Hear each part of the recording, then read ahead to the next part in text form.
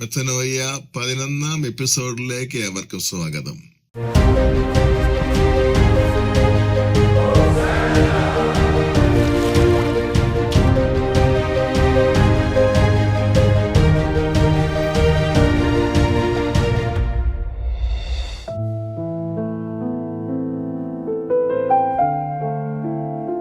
വാക്കുകളാൽ വിധിക്കപ്പെടും. മത്തായി 12:36 യേശു അരുൾ ചെയ്തു, മനുഷ്യർ പറയുന്ന ഓരോ വ്യർത്ഥ വാക്കിനും വിധി ദിവസത്തിൽ കണക്ക് കൊടുക്കേണ്ടി വരും. എന്തുകൊണ്ട്?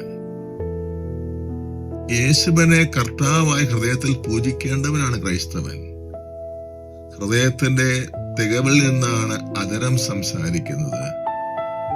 ഇത് വ്യക്തമാക്കുന്നത് വ്യർത്ഥ ഭാഷണം നടത്തുന്ന വ്യക്തിയുടെ ഉള്ളിൽ യേശുക്രിസ്തു സജീവനായി വസിക്കുന്നില്ല എന്നാണ്.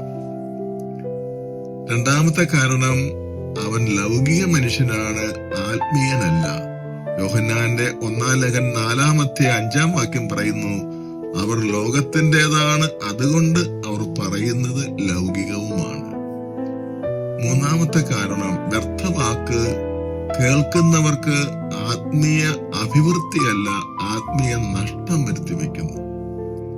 നാലാമത്തെ കാരണം, കേൾക്കുന്നവരിൽ നിന്ന് ഈ തിന്മ മറ്റുള്ള അനേകരിലേക്ക് പടർന്നു പിടിക്കും. ആകയാൽ പ്രിയ സഹോദരങ്ങളെ, നമ്മുടെ സംഭാഷണം രക്ഷാകരമാക്കുന്നതിന് നാം എന്താണ് ചെയ്യേണ്ടത്? ദൈവവചനത്തിന്റെ അടിസ്ഥാനത്തിൽ 3 ഉപദേശങ്ങളാണുള്ളത്. ഒന്ന്, ദുഷിച്ച വാക്കുകളൊന്നും നമ്മുടെ സംഭാഷണത്തിൽ ഉണ്ടാകരുത്. രണ്ടാമത്തേത്, കേൾവിക്കാർക്ക് ആത്മീയ ചൈതന്യം ലഭിക്കുന്ന വാക്കുകൾ തെരഞ്ഞെടുത്ത് നാം സംസാരിക്കണം. മൂന്നാമത്തേത്, നമ്മുടെ സംസാരം എപ്പോഴും കരുണാവസരണവും ഹൃദ്യവുമായിരിക്കണം. സങ്കീർത്തകന്റെ ഈ പ്രാർത്ഥന നമുക്ക് ദൈവസന്നിധിയിലേക്ക് ഉയർത്താം. കർത്താവെ, എന്റെ വായ്ക്ക് കാവലേർപ്പെടുത്തണമേ, എന്റെ അധര കവാടത്തിനുമേൽ സൂക്ഷ്മമുണ്ടായിരിക്കണമേ. ആമേൻ. ദൈവത്തിന് സ്തുതി.